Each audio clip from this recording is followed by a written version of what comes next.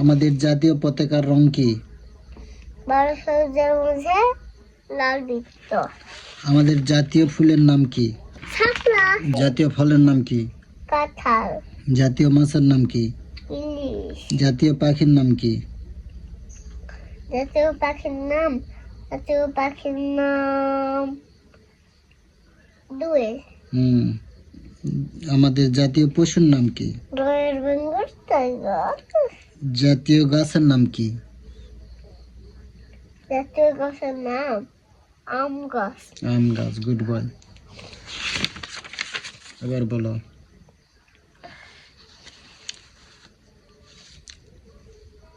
বাংলাদেশের জাতীয় মসজিদের নাম কি?